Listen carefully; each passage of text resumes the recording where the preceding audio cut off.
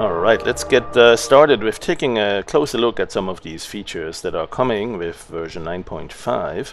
This is still in beta, or definitely under development, but there are some pictures you can see here that speak for themselves, including some that you may have seen on the Facebook or some other posts, like this one here, which shows some of the new elevation and slope recognition capabilities to colorize differently depending on whether you have, let's say, snow caps on the top, but not where the slopes are, where the steep parts of it are. And there's other parameters to fiddle with there. One I wanted to explore a little bit is the new tool. This one here is not it. Actually, it has a little bit, but this one is mostly global illumination, or rather ambient occlusion. And what I'd like to focus on in this one is probably showing here. Yes, there's a little bit of erosion going on here, as you can see. So that's the new erosion filter or tool that we're currently exploring to add in a couple of ways. For instance, if you have an elevation map that you can run the erosion on, it might generate something like this, and these then can help you generate something like this with the 3D designer. Here are some other examples with a little bit of erosion on it. So let's go and have a look at how that works. This is still very much under development and subject to change. Even today we may have a different version, but what happens is that we have this filter stylized, and we have been gradually adding new features there: the ambient occlusion, the slope shading, and now also erosion.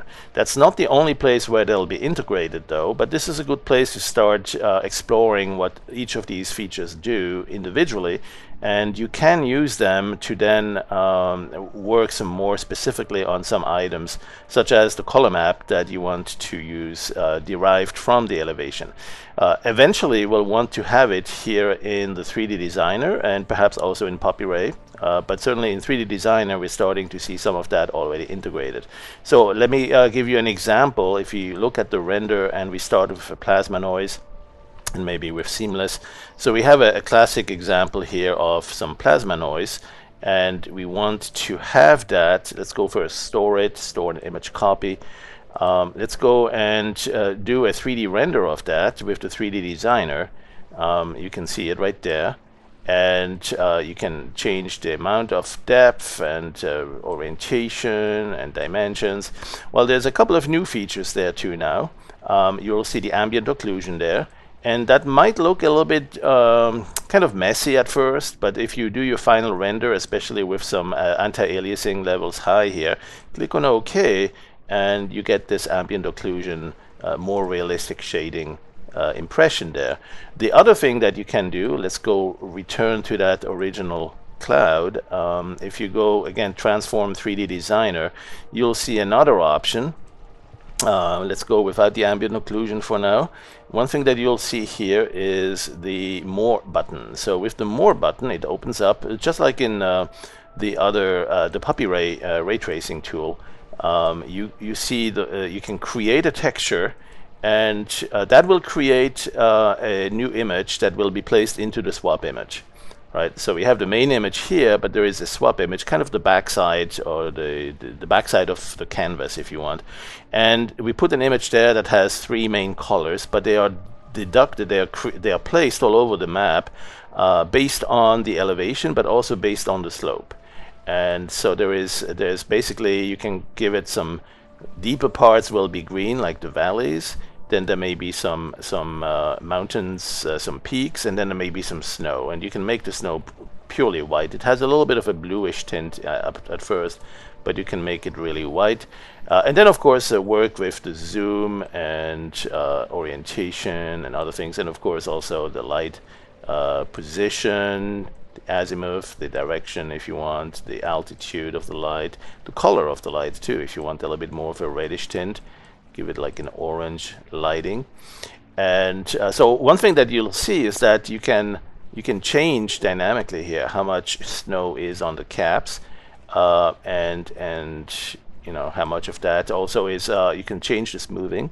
Let's go make it a little bit different here. So you restrict it, or you give it a lower value on the intensity, and it goes into a much more uniform appearance. You can give it, let's say, 1 here, and then the smoothing, let's increase that. So you get lots of flurries, snow flurries all over the place. You can see the transition here is very smooth too. If you have it a very small value, it's a very crisp cut, clean cut transition. Kind of a late spring snow that just melts away really quickly. And then here we have a little bit more of a transition. So that's one thing, but that's not the only thing. What just happened is that this image was placed into the swap image. I mean, this image that you're looking at here, no, this one not, this one is in the main image, but the swap image, or what we used to call the swap buffer, holds the swap image that is the color map. Right, and so you can switch to that. Here's this little S toggle for swap, and you can see that color map there. And so you can start with that now to do some more coloring. For instance, you could say, well, wherever it's white, I would like to add a little streaking to it, or some stripes. You might do that, for instance, with the fill settings, and find a pattern. I don't know, something like this one here, the brushed appearance. Click on that to preview it, and then it's just a matter of filling it on the white. So how do you do that? Well, you could, for instance, select everything that's white from the selection menu here. You can select by color, right? Or you could select the light parts, and that will select most of the white, and even a little bit into the semi-white light green area. You see the marching ants here. You can also switch to overlay alpha here to see it better. And this marching ant is not where it stops selection, it's where the 50% selection has been reached. So this is the midpoint. It still does select a little bit to the edge. In fact, you can store that under the selection menu here, store alpha, and then you can see where did I put it? Right there. Here's your selection mask, right? So that one you can now use to say, well, let's apply the fill tool here with these fill settings. Let's apply it through that selection mask, which is going to cover the snow caps. You might blur it a little bit if you want. You might go selection, Gaussian blur alpha, just a tiny little bit. So you don't have too crisp a transition. You have a little bit more of a blur on that. And then let's go and perhaps grab that, get alpha. Just to have a snapshot copy here, but let's go and apply the fill tool. So that's obviously something like this here. You can go with the quick shortcut here, and that one's going to be a bit dark, and so what we can do is undo that with the interactive undo to say how much or how little we want. Now actually it didn't apply this fill, the pattern fill here. That's why it looks so dark. It actually applied the black color, because I'm still on this mode here in the fill settings to fill with plain color. I really need to switch to this one here, pattern fill, right? Or even the warp image or any of these. So now let's go do that. Shortcut here, and there we go. So now that's a little bit big. Maybe I want those stripes to be a little bit smaller. Now, since this image is actually in the custom brush, what we can do is switch to the brush menu here and change the resample here, make it smaller. And then so at that point, when you OK that, you'll see a smaller pattern here. And so let's go and undo this and go and reapply with the new fill parameters. So that's a little bit denser, a little bit smaller. Again, maybe we don't need it that intense though, so we can use the interactive undo. You can also call this the fade last action. That's this one here too, same thing, fade last action from the filter menu. All right, so we've done that on the snowpacks. Now let's go back to, let's see, erase this. Let's see what else we have. The green parts, and so for that, maybe that's the the grass fields, or maybe it's a forest. Let's say a Amazon forest. And let's see if we can perhaps give it a little bit of a texture there, like the top of the trees, a little bumpiness to that. So probably same thing with the patterns here. There's one here, the pattern, that's actually dino skin, but that may just work fine. There's probably a couple of dinos rotting in the Amazon forest somewhere. So there's paper textures, there's a bunch, and really you can use your own images. These are bitmap images, BMP files, but if you have bigger ones, larger, more detail, by all means use those. Make sure they're seamless, and maybe we'll, what, let's not do a bumpy, let's do kind of a dry mud appearance. This one's moss. There's a pattern of dry mud. There you go. Let's use that. So this time we will use that, and again we need to select the green, and so we will go to the selection menu and select by, this time I'll select, we could go with midtones. That might select, yep, that selected most of the green parts, but not enough. It also selected some of the wider parts, the snow caps, because well, no, actually it didn't. That's all tinted pink now, so that's indicating that we're really pretty much focused on the green. So that's a way that works here, but if we had some more dark sections inside the snow caps, it might have selected them as well. So one other way that you could go about selecting that is to hone in on the color key, right? And so you pick the color key, and you're able to select and perhaps give it a little bit of a tolerance there to say how lenient or how strictly you want to have that.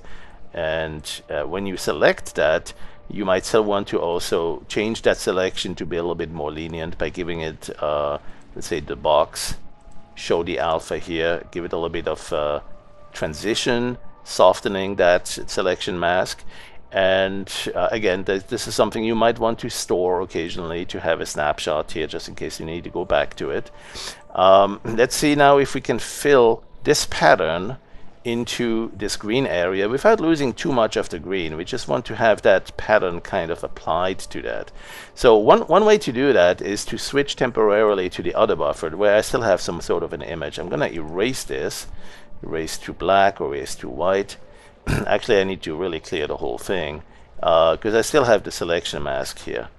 Let's go like this. The selection mask, which I have here as well. All right. So now I'm going to apply this fill all over, and I don't even need the selection mask for that. I'm going to apply it everywhere. So let's go like this.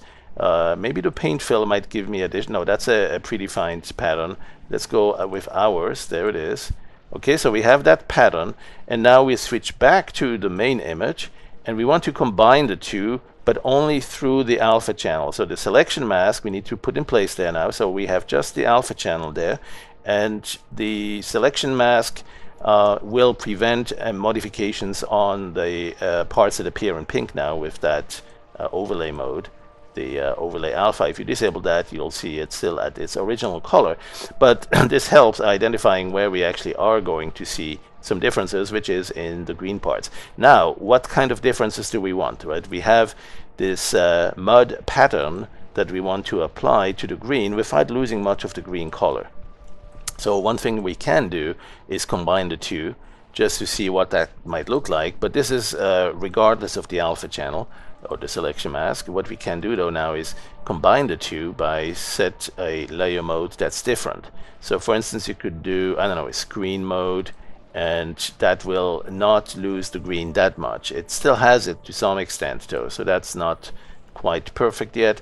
There are a couple of other modes to try. Tracing paper. There's a little bit more of the pattern showing without the colors being lost too much. So we might want to do that, but again, we want to do that not all over the place, because right now it's applying that also on the snow caps, and we really don't want to see this. Well, I mean, you might want to. This is kind of interesting. It looks like crevices in a glacier. But we didn't want that initially, so let's not do that. Let's go therefore apply that not right here on the entire mask, on the entire image, but use the mask by forcing it through the filter, right? You can combine it with the swap in different ways, like the screen or the luminance or complement. There's a couple of different ways. Texturize. Let's see what that looks like. There you go. So now here the white snow caps are still as is. The green part, though, is getting the benefit of the drought. No, of the drought. The benefit of the drought.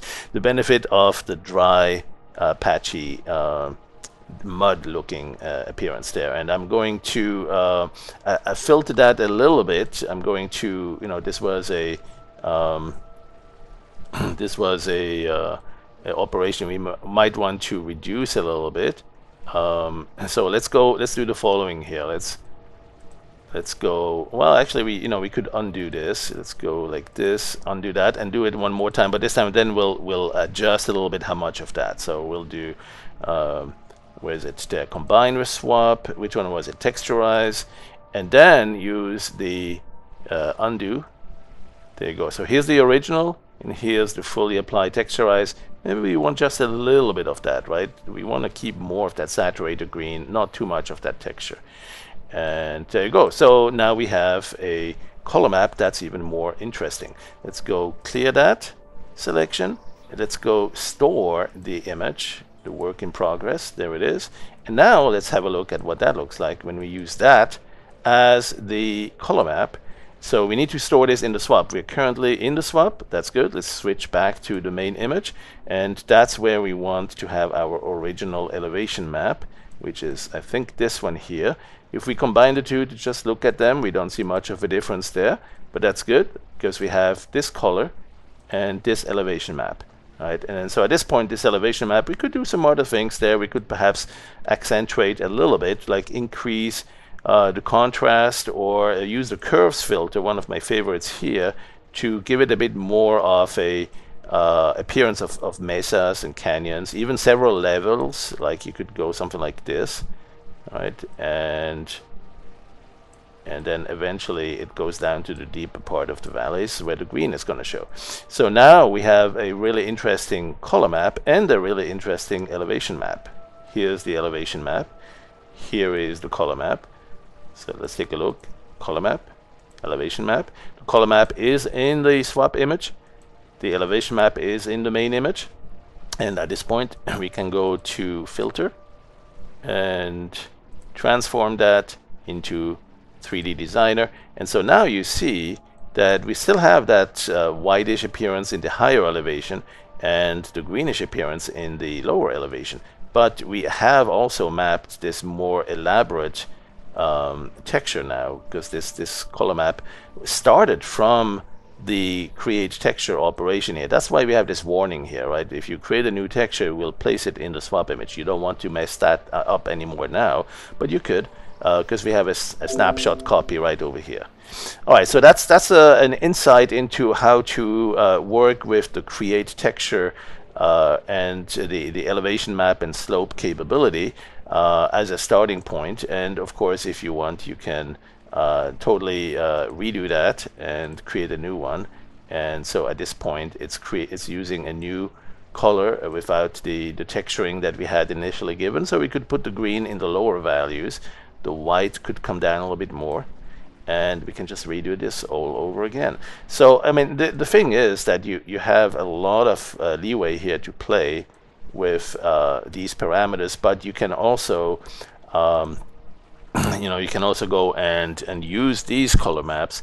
So let's see what that looks like. We have this new one. Let's go to actually put this one in with the texture on it. Let's go back to this one for the main image, for the elevation map. Let's add a little bit of this. We can right here go to combine and do something like a screen or a multiply, and that will add a little bit of that texture to it.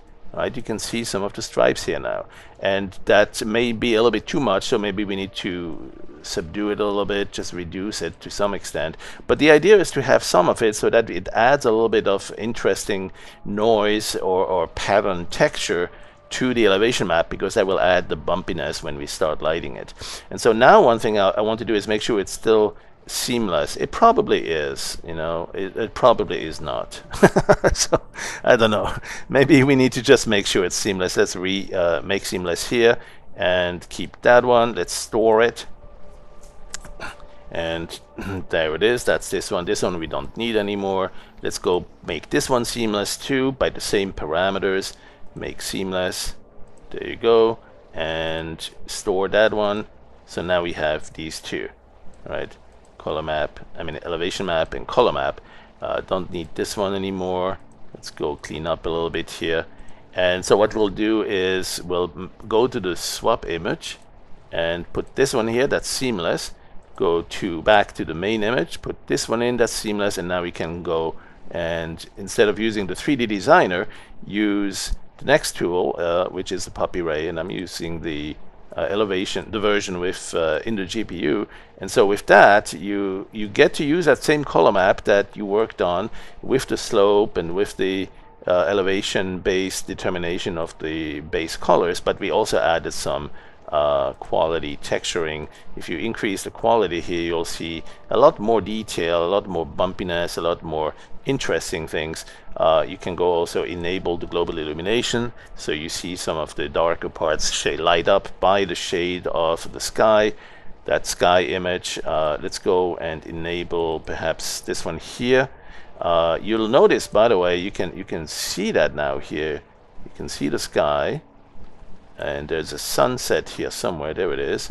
And that sky, you have three predefined preset skies. The bluish one that gives you a definite distinct bluish tint to the light. Let's reduce the light source itself a little bit and increase the coloring coming from the skylight. And so here you see with that bluish tint, it looks a very nice, clean, dry, rocky sediment appearance. Let's give it a little bit more on the quality, just for this quick sneak preview. And then there is some other skies. There is the night sky with the moon. The moon is there somewhere. Let's see where the moon is. There it is. And then there is also, of course, your own image, and that would be up here in the custom brush. So if you have an image that you loaded in the custom brush, such as this bark or dry mud area, that was the last one I loaded in the custom brush, this will be used potentially as your sky as well. So you can load any image for that matter. Let's go and adjust the elevation a little bit here, and perhaps make it look more gigantic. Perhaps change the angle. Let's see, which way do I like to view this the most? Oh, I don't know. Something like this. We still want the sky or the light to provide some shadows there. So let's bring the lights down a little bit for longer shadows. There you go. This looks more like a sunset or sunrise. And then perhaps we can make the shadows go one way or the other. There you go. Okay, and then let's do our final render here, or at least a high quality, because you never know, maybe we don't really need to wait too long for that. One thing you could do is use this for then adding some foliage and painting over it, right? This may be just a very short short-lived render that is going to be painted on furthermore. So you really don't necessarily need to spend a lot of time doing this at the highest quality render. Final render may be an overkill if you're going to do a lot of painting and post work on it later on anyway. So, but anyway, so that's one thing that you can do now with the slope-based module. So the same slope that we had, let's start from here again. If you go to the filter and stylize, it will do the same thing here. Slope shading. You have this module here where you can go and adjust how much snow you get into lower elevation or deeper, higher elevation. And here's exactly where you can see why we call it the slope. It's not just applying the snow, everything based on just the elevation. Right? If you think about it, let's say, for instance, right here, let's zoom into that. You see this mountain, right? I mean, if you see this as an elevation map, you know the white parts are the higher elevations. The gray parts are kind of, the light gray parts are medium range, and then the dark parts are the lowest. In fact, I'm going to expand the dynamic range here to make it even more extreme. So you see some really dark parts. And then you see a sudden transition, almost instantaneous. But there is a little bit of a transition here, and you can tell that it's going to go basically from a low elevation to a medium range elevation pretty quickly. And then it's going to go suddenly into the high elevation. So this is where you have that mesa look, that Grand Canyon or Monument Valley look, where you have very steep walls. And when we have snow caps on top of those, we want the snow caps in this area, right? We want it, oops, not here, hold on. Let's go back to the regular brush. You want the snow caps in this area. That's too big. Let's go make it a little bit smaller. Okay, so you want the snow caps in this area, but you do not want it along the edges of that. and then you want it again in this area, right? Here on the light gray, it's flat again, and so it will hold the snow. But along the edge, where the white area is currently showing, that's where the slope is very steep. And so the slope module will analyze that and see if it's transitioning too quickly. It will decide not to put the snow there. So let's go to stylize and see how that works. Slope shading right there. So we have a little bit of snow cap at the beginning here. Let's go and adjust. And now here you see that there's a lot of snow here in this area, and nothing, suddenly it stops here, and that's because that's where the area is with the sudden drop to the medium level, and then the medium level is getting some snow again here too. So it's accumulating on the flat part of the medium level, but the steep parts are not getting any. Now you can actually adjust that a little bit. You can add some shading to see it a little bit better in its 3D nature. You can also do that smoothing that we saw a little bit earlier, so you can have it expand in some directions beyond where it normally would fit, so it starts gathering even on the slopes, right? So potentially you could have even the slope totally engulfed in snow. Like for instance here, if you set the intensity very low, the whole thing is just white out. It's a big white out, and then you can adjust the smoothing still. But you can see here where it's going from snow caps at the very high elevation, and then a little bit of snow along the side, and as you keep going lower, it reaches the plateau at the medium level, and then there is another level of drop there to the lower elevation, and that's where it's going to eventually fill the white all the way into the deep of the valley. Now you can adjust the other color here too. So there's two colors to work with here, three colors really: the white for the snow caps, the gray rocky. You can adjust the brightness of that, or the coloring. You can make it a little bit more of a reddish tint as well, something like this. And then that's perhaps too much red. Yeah, not so much. Let's go about here. And then you have the green, and so for the green we can also give it a little bit more of a dark green appearance. There you go. But no matter what, the snow cap is going to be not only based on that elevation that it sees, but also on the slope.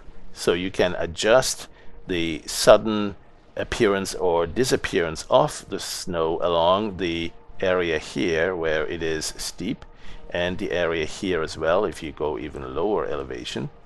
There you go. So now here you have, for instance, a little bit of snow flurries down at the bottom.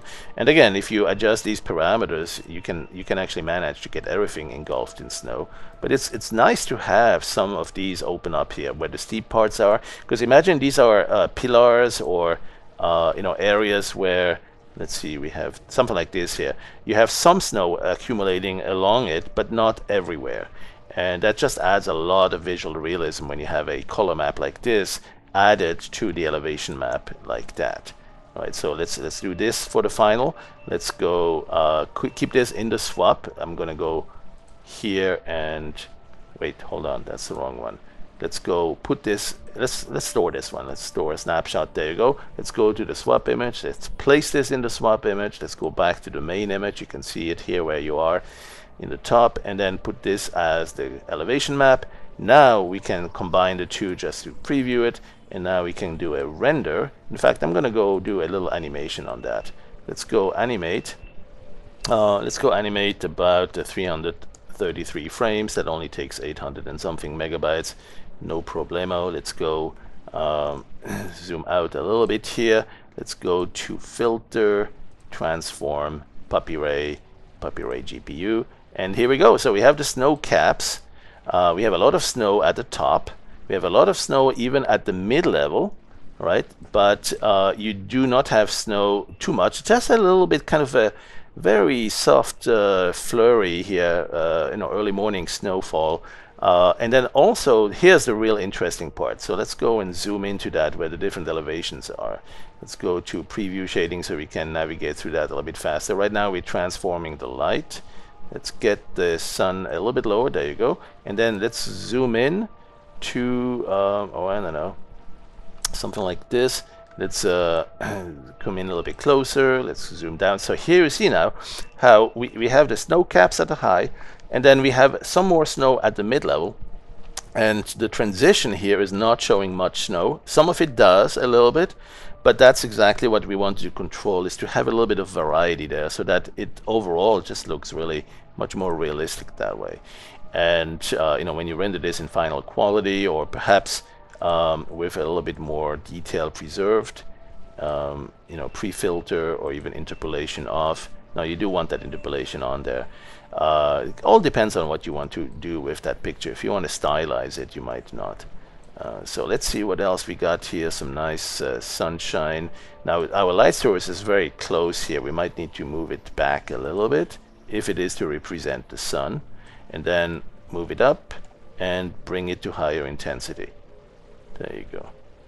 All right, move it down so we can see those long shadows. That's always beautiful. And then add a little bit more to that ambient lighting, or the global illumination. The sky color will also add a tremendous amount of variety to the scenes, because now you see the snow caps, which are white, are reflecting much, or are showing much of the light from the sky. If you have a reddish light, you expect to see kind of reddish tint on the snow. And that's exactly what we see here.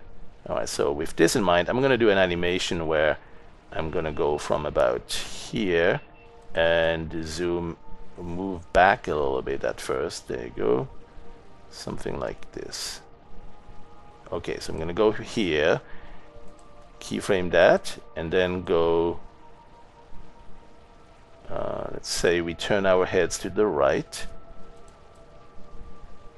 There we'll see that steep part of the snow cap here.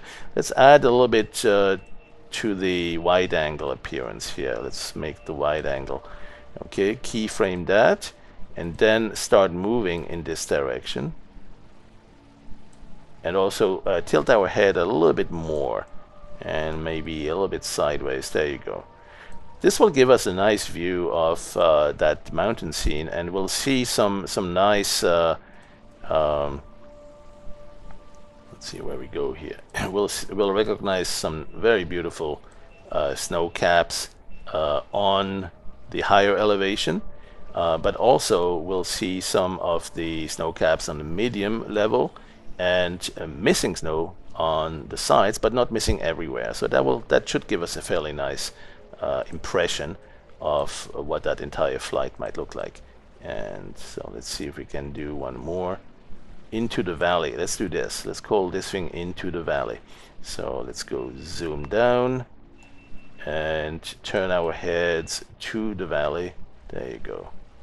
I'm sure this will remind me of something I've seen in Switzerland long ago. Let's have a look at slightly better quality rendering, or perhaps we want to see the horizon still some more. So let's go up higher and stay right up there. Something like that, right? The fog might be too far. Let's bring it in a little bit closer. Always mystic. That's always good. We don't want to see everything. It's always good to work with the imagination there. And there you go. And I don't know, the sky. What sky color do we want? More of a bluish, fresh winter night scene. So many different choices here. And I think I'm gonna go with this.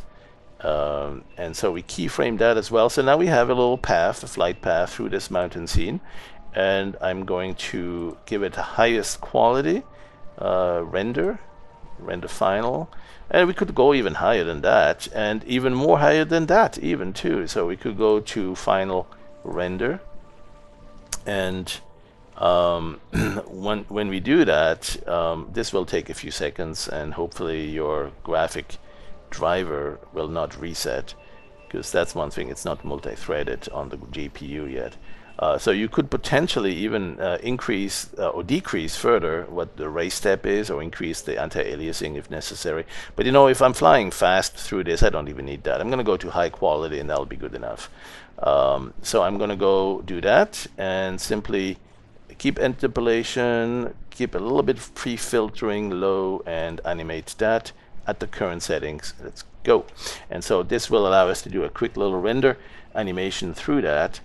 Looks like I'm not perfect on that seamless here. There's a little bit of a gap here showing, but you know what? Sometimes it actually just looks like interesting terrain topology. Maybe you might envision here something like a path that was carved by some mining company or electrical company that's or maybe there's a pipeline going across there, or there's some underwater you know, there's always something, right, that catches the eye, and there's always some man-made features in nature that you can recognize because they stick out of the general chaos.